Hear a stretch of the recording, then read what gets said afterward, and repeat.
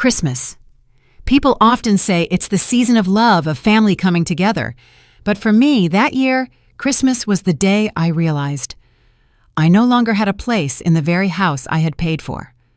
I am Loretta Johnson, 61 years old. For the past 5 years, I poured every bit of my savings, even the money my late husband left me, to help my son, Anthony, and his wife Madeline live in a luxurious home in Portland's Pearl District. Every month, I sent $2,800. In total, more than $200,000. And in return, what did I get? One evening, as I sat in that lavish living room, my son looked away, his voice trembling. "Mom, this year, you're not invited to Christmas. Madeline's parents don't want you there." I froze. My heart dropped to the floor. Every silk curtain, every polished floorboard, the gleaming granite countertop in that kitchen, all bore my fingerprints. Yet I had become nothing more than an outsider. I didn't argue. I didn't cry. I simply smiled. Because in that moment, I knew one thing. Justice would be restored, and arrogance would pay its price. I used to believe that a mother's love and sacrifice were the strongest bond in the world. I lived my whole life trying to prove it, until the night my own son, Anthony, looked me in the eye and said, "Mom, you're not invited to Christmas this year."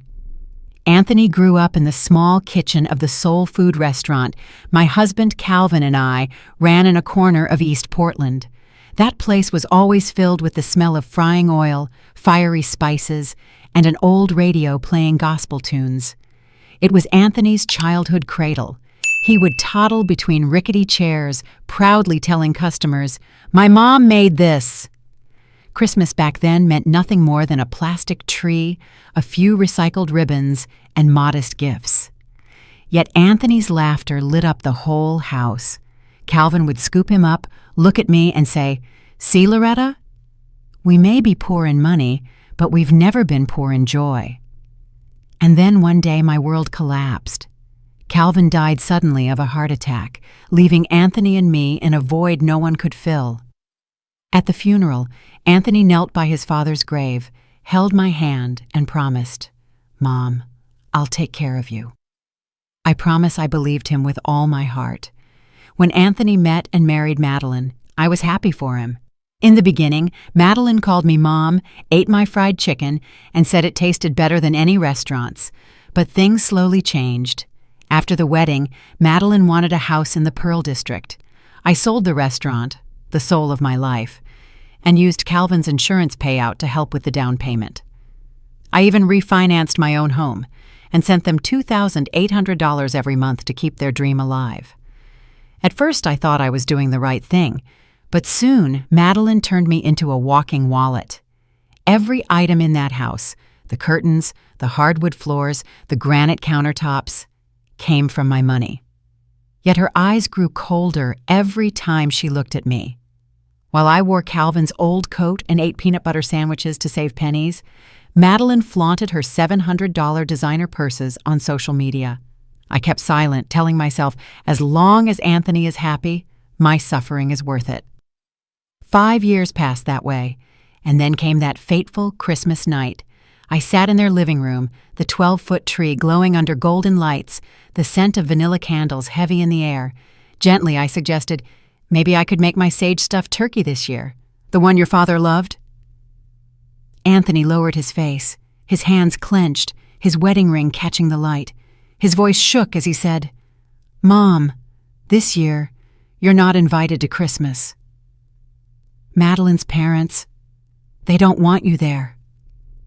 Each word shattered inside me like breaking glass. I looked around that room, the expensive KitchenAid mixer used only twice, the thick silk curtains, the polished hardwood floors, all of it built with my sweat and sacrifice, and yet I was treated like a blemish on their perfect image. Anthony couldn't even look me in the eye. This was the same boy who once wept at his father's grave, promising to take care of me. Now he just stood there, trembling, letting them erase me from his life. I pulled Calvin's old coat tighter around me, my hand on the cold doorknob. My voice cracked as I said, Merry Christmas, son. Tell Madeline's family I send my regards." The door shut, and Portland's winter wind slapped my face raw. Other houses glowed bright with Christmas lights, but to me, the whole city went dark. There is something worse than losing a husband, being rejected by your own blood. And in that moment, a fire began to burn inside me, the fire of a mother who no longer wanted to be the silent sacrifice. I returned to my small house in East Portland, where the flickering streetlight cast shadows on peeling walls, a leaky roof, and drafty windows. It wasn't the chandelier-lit home in the Pearl District, but at least it was mine. I hung Calvin's old coat on the chair, barely sat down when the phone rang. The name lit up on the screen. Madeline. I knew nothing good could come from that call, but I answered anyway. Her voice came through, sweet in that artificial way that made my skin crawl. "Loretta, tonight was just a misunderstanding. My parents have their own standards for Christmas. You understand, don't you? The atmosphere of our dinner has to feel refined. Your soul food, well, it might make the guests uncomfortable." My grip tightened around the phone. Those dishes, fried chicken, cornbread, collard greens, were the soul of my family, the memory of Calvin, the pride of the Black community around here. And in Madeline's mouth, they became an embarrassment. "Madeline," I said slowly, trying to keep my voice calm, "my son grew up on that food. He was proud of it. And now just because your parents are coming, he's supposed to be ashamed?" She paused for a moment, then let out a dry laugh. "Oh, don't overthink it. This isn't about race. It's about class." I felt my heart tighten. That word, class, fell on me like a hammer blow. I had bent my back for decades, sold plate after plate of fried chicken, saved every dollar of my pension so Anthony could live in that fancy house. I'd poured Calvin's life insurance, even refinanced this old house of mine just so my son and his wife could hold their heads high in a glittering neighborhood. And now in their eyes, I wasn't even of the right class to step through their door. I didn't respond. I simply ended the call. No yelling, no tears, just silence as I sat in my dark kitchen, listening to the rush of my own heartbeat. But deep inside, one truth rang clear. If I kept paying for that house, I was complicit in the humiliation they kept throwing in my face. I pulled open the drawer and took out a thick stack of bank papers. Each statement spelled out the cold truth. $2,800 every month for 5 long years, never once late. Over $200,000 gone, all to fuel their arrogance. Looking at those numbers, I realized I had been feeding their pride with my own blood and sweat. That night, I called the bank. The customer service agent's calm voice drifted through the line, not knowing my entire life was about to change. "We see an automatic transfer of $2,800 each month to the Whitmore account. Do you want to cancel immediately?" I looked around my shabby kitchen, the refrigerator buzzing, the water-stained wall no one would ever fix for me, Calvin's coat still hanging on the chair as if waiting for him to come home. I drew a deep breath. Yes, cancel it. Effective immediately. When the call ended, the room sank into silence. But this time, the silence didn't feel heavy. It felt lighter, as though someone had thrown open a window and let the light pour in. For the first time in years, I wasn't the shadow in their house. I wasn't a puppet jerked by strings of so-called class. I had taken myself back. The next morning, winter sunlight slipped through the window, falling across the stained walls and the old refrigerator humming in my kitchen. I poured myself a cup of good Colombian coffee, the kind I hadn't dared to buy in years because every spare dollar had gone toward their mortgage. The rich flavor spread across my tongue, carrying with it a freedom I thought I had lost long ago. Around 11 a.m., the phone rang. Madeline's name appeared on the screen, like a shadow that refused to disappear.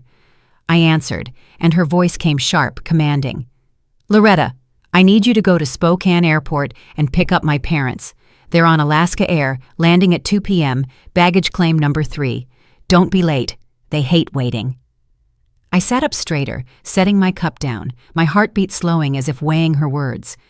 Just last night, they had deemed me unworthy of Christmas because I wasn't of the right class. And today, Madeline treated me like her private driver. I drew a deep breath. "Madeline, did you forget our conversation yesterday?" She replied smoothly, as if my protest meant nothing. "This is a family matter. You're free, and you've got a big truck. It's more convenient than anyone else. Family helps each other, Loretta. And you know, they're used to being properly served. Don't embarrass us." Each word stabbed like a knife. In her eyes, I was nothing more than unpaid help. No voice, no dignity. Her tone sharpened. "Oh, and dress decently. Wear that blue blouse you wore to Anthony's graduation. They notice things like that. You wouldn't want us to be ashamed in front of their friends, would you?" I let the silence hang for a few seconds before replying simply, "All right. I'll take care of it." She hung up without even a thank you. I looked at the clock. Just before 11. The plane wouldn't land for more than 3 hours. Once upon a time, I would have rushed to change clothes, driven to the airport, and waited like a dutiful servant. But this time, I chose differently.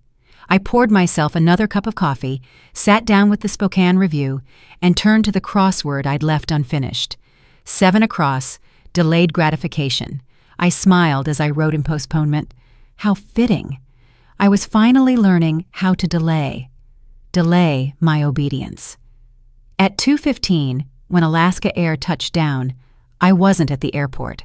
I was in Calvin's old armchair, feet propped up on the table, sipping Earl Grey and resting the newspaper across my lap. My phone buzzed violently. Madeline's voice shrieked down the line, "Where are you? My parents are waiting." I turned the phone face down and kept reading. By 3 p.m., call after call came in, some from unknown numbers, no doubt her parents borrowing someone's phone. I ignored them all, listening instead to the steady tick of the clock in my quiet home. For the first time in years, silence brought me peace. At 4 p.m., I reheated a pot of tomato soup and made myself a golden, crispy grilled cheese sandwich. As the scent filled the kitchen, I imagined the 3 of them struggling with their luggage, faces red with anger in the winter wind, hailing a taxi in frustration. The thought made my simple meal taste better than any banquet. By 5 p.m., with the winter sun sinking behind rooftops, furious pounding rattled my door, not knocking, pounding, heavy and relentless, shaking the frame with rage. I stood, took a deep breath. I knew exactly who was outside. Yesterday they treated me like a stain. Today, they were about to meet a different Loretta, the woman who no longer bowed her head. I opened the door to find Cody Jenkins's red, furious face inches from mine. "What the hell is wrong with you?" he barked, shoving past me into my living room without so much as an invitation. Catherine followed close behind, her usually immaculate hair now disheveled, her lips pressed tight with rage. "This is absolutely unacceptable behavior for someone your age, Loretta." Barbaric. And then came Madeline, her designer coat wrinkled, mascara smudged under her eyes. "You humiliated us! Do you have any idea what you've done? My parents had to pay $40 for a taxi because you decided to— Get out of my house!" My voice cut through their shouting like a blade through silk. They froze mid-rant, stunned by the steel in my tone. "Excuse me?" Cody sputtered, his face turning from red to purple. "You don't get to make demands here, lady. Not after what you pulled today." "This is my house," I said quietly, standing firm at the door, "and I want you out." Now Catherine stepped forward, her voice dripping with the kind of condescension she'd spent decades perfecting. "Loretta, you clearly don't understand the magnitude of your mistake. My husband has connections all over this city. Business, social, political. You can't treat people like us this way and expect—" "This was a lesson," I interrupted, meeting her eyes without flinching. "A lesson in what arrogance looks like, in how you treat people you believe are beneath you." Madeline's mouth fell open. "A lesson? Who do you think you are to teach anyone anything? You're nobody. You're a—" I'm someone who finally stopped being your personal bank account and chauffeur. I stepped aside, opening the door wider. The lesson is over. You can leave. Cody jabbed his finger toward my chest, but stopped just short of touching me. His voice dropped to a low, menacing growl. You have no idea who you're messing with, old woman. I've been in this town longer than you've been breathing its air. I know people, important people, people who can make your life very, very difficult. Is that a threat, Mr. Jenkins? I asked evenly. It's a promise, he spat. His wife, Catherine, nodded, her smile sharp as glass. Indeed. Actions have consequences, Loretta, and yours will be very public. Madeline tugged at her father's arm. Daddy, let's just go. She's not worth it. The three of them filed out like a defeated army, but Cody paused at the threshold, his eyes blazing. You'll regret this. I guarantee it.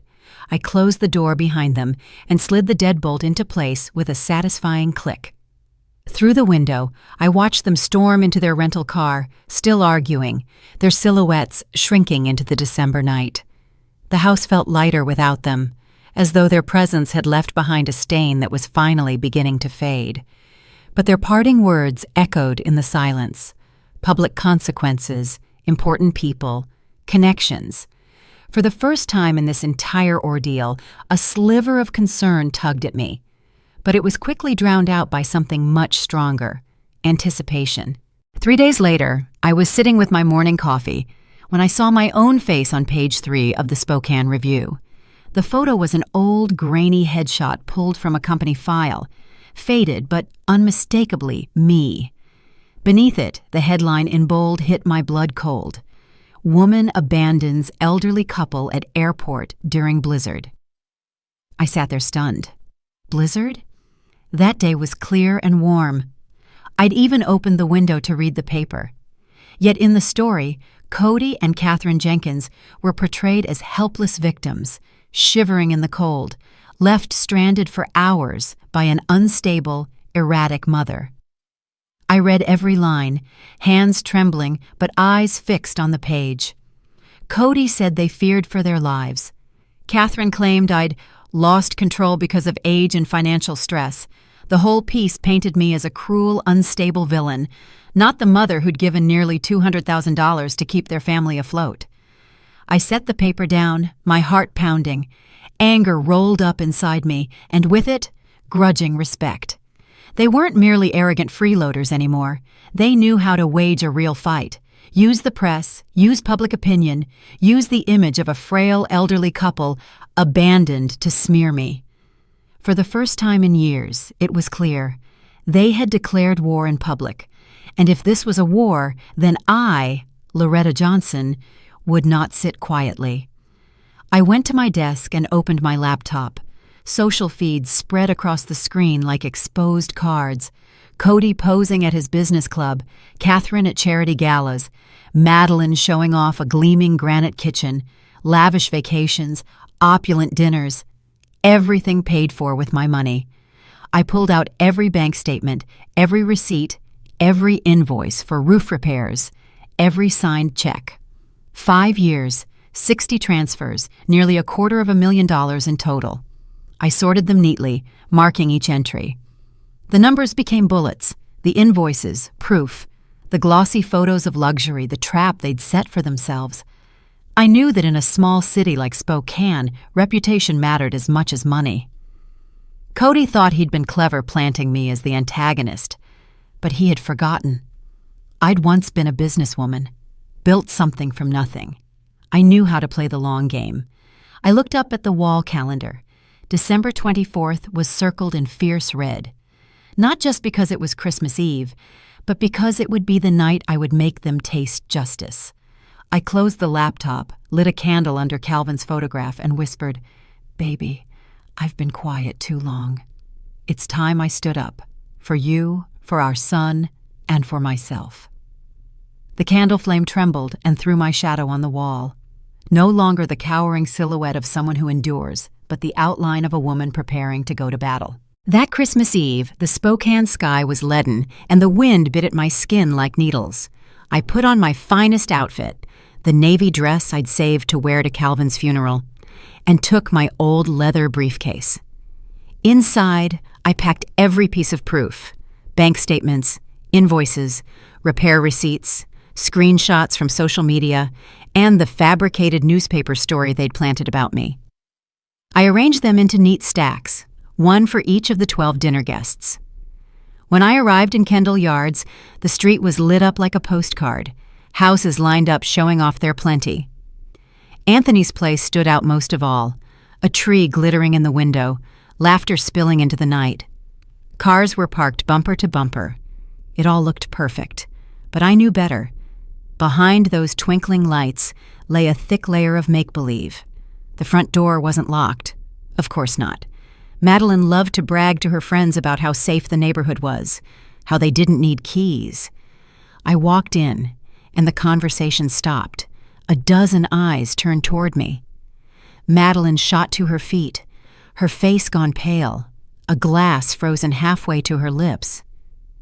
Anthony looked at me like he'd seen a ghost. Cody and Catherine looked struck dumb. "Good evening, everyone," I said calmly, placing the briefcase on the buffet. "I hope you won't mind me joining your dinner tonight." "Loretta, this is a private family matter," Catherine snapped, her voice brittle. "You have no right to be here." "Leave immediately." I smiled and opened the case, pulling out the thick stacks of papers. "Oh, but I thought you might want to hear a few truths before dessert." I walked around the table and set a packet in front of each guest. "These are bank statements. 5 years, every month, $2,800, transferred from my account into this house. Total, $168,000. These are the deposit receipts, roof repair bills, furniture invoices, appliance receipts, all paid by me." An older man, apparently one of Cody's friends, frowned as he flipped through the papers. "My God, that amount, it's enormous." A woman in pearls whispered, "Madeline, why didn't you tell us about this?" Madeline cut in hurriedly. "She volunteered!" "We never forced her. This is how she wanted to contribute." I pulled out the newspaper and laid it on the table. "And this is what I got after 5 years of volunteering. The piece this family planted. Read it. I'm painted as unstable and cruel, abandoning an elderly couple at the airport during a blizzard that never happened. Quite the performance." The room chilled. I heard the rustle of paper as people scanned the documents, the stunned hush and low whispers. Cody's face flushed. He tried to recover. "This is a misunderstanding. Patricia Morrison, the reporter, misinterpreted the story." I cut him off, looking him dead in the eye. "Don't lie, Cody. You arranged the piece. I have proof linking you to the paper's editor. Do you think my reputation is something you can trade away so your family can keep face?" Anthony finally spoke, his voice trembling. "Mom, I didn't know about the article." I looked at him, my tone softening just a little. "But your wife knew, and her parents are the ones behind it. They turned me into a laughingstock in this whole town simply because I refused to be their ATM eyes in the room began to turn toward Cody, Catherine, and Madeline. The friends who'd been laughing and clinking glasses now sat silent and cold. One of Catherine's close friends shook her head and sighed. "I can't believe it. We always thought you were the perfect family." Cody slammed his hand on the table, trying to salvage the moment. "She's making this up. Those documents could be forged." I laughed then, a dry, sure sound. "You expect Wells Fargo to confirm a forgery for you? Want me to call them right now?" The dining room fell into a deadly silence. Madeline stammered, grabbing Anthony's hand. "Honey, say something, explain." But Anthony only bowed his head, eyes wet, voice choking. "Mom's right. I let them take advantage of you for too long." I closed the briefcase and straightened. I did not come tonight to apologize or beg for acceptance. I came to tell the truth. And the truth is this: everything you show off in this house, from the granite countertops to that 12-foot tree, came from my sweat and sacrifice. But tonight is the last Christmas I will fund for you. You can keep lying, but you will no longer be doing it on my dime." I walked out of the dining room, leaving behind the shocked murmurs, the pile of questions, and the heavy silence of the hosts. When the door shut behind me, the cacophony inside erupted. To me, it sounded like the most beautiful Christmas music I'd ever heard.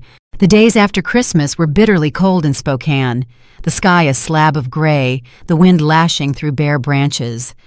But to me, the air felt clearer than it had in years. I woke each morning without the weight of that $2,800 monthly transfer. No more pressure, no more humiliation hidden in silence. News spread faster than any winter storm. That dinner party became the talk of Kendall Yards. Cody and Catherine's friends whispered at the golf club, "He's been living off her money for years." At church, people looked at them with cool detachment. The compliments about their model family vanished, replaced by pitying shakes of the head. One morning, I got a call from the bank. The voice on the line was polite but firm. "Mrs. Johnson, we'd like to confirm that the mortgage payment for 54 Kendall Yards was not made this month." I answered with a calm I'd never felt before. "That's correct. I've stopped paying." The employee paused, then nodded audibly through the phone. "Very well, we'll proceed with the necessary steps." Just 3 weeks later, a foreclosure notice was plastered across Anthony's front door. The bright red letters screamed the truth. Their life built on my sacrifice was over. Madeline called me in tears. "You can't do this! They'll take our house." I listened, but I felt no pain, no regret. I simply said, "Madeline, that was never my house. I paid for 5 years, and in return, I was treated like an outsider. Now it's time you learn to stand on your own 2 feet. Words soon reach their social circle." Catherine, who once boasted at charity galas, no longer dared to show her face. Cody was forced out of a foundation board after a major donor pulled support. And Anthony, my son, who once promised to take care of me, now lived in silence, avoiding the neighbors' eyes. I knew he was ashamed, and maybe finally beginning to understand the cost of his weakness. As for me, for the first time in years, I felt free. I used part of my savings to fix the roof, replace the drafty windows, and buy a new refrigerator. I reopened my little kitchen, cooking Calvin's favorite dishes, inviting old friends over. We ate, we laughed, we remembered the Christmases of long ago, poor in money, but rich in love. One afternoon I stood at my doorway, watching the first snowflakes fall. The cold wind struck my face, but inside I felt warm. I had lost much, a husband, faith in my son, a reputation once trampled. But I had also regained so much: peace, dignity, and the sound of my own laughter. They once thought I was just a pawn to be moved at will. But now it was they who stood exposed in the light. Looking back on the journey from the day Calvin passed to that Christmas night, I came to a simple but bitter truth. Sometimes the people we love most are the very ones who hurt us the deepest. I had clung to the illusion that money and sacrifice could hold a family together. But the truth is, if love and respect are gone, no amount of dollars can buy them back. Anthony is still my son, my flesh and blood.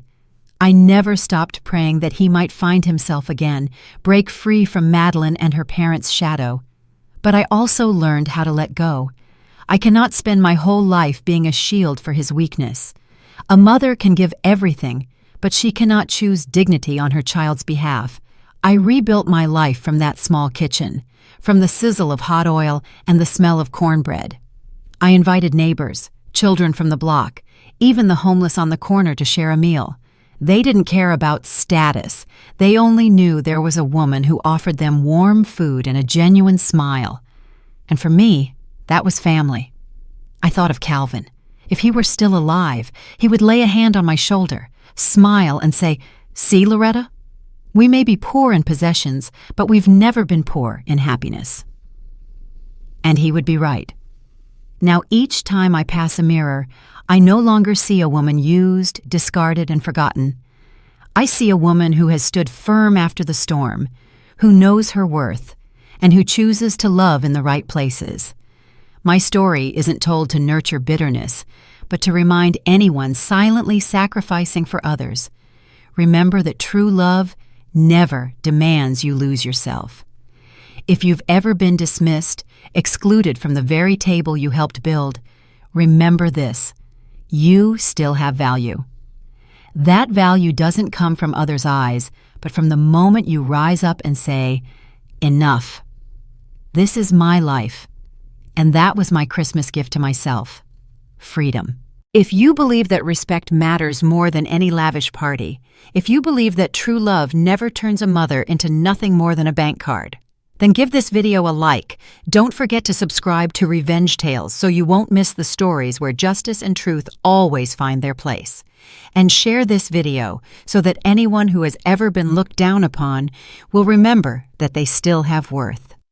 See you in the next story, where every tear and every smile carries a lesson worth remembering.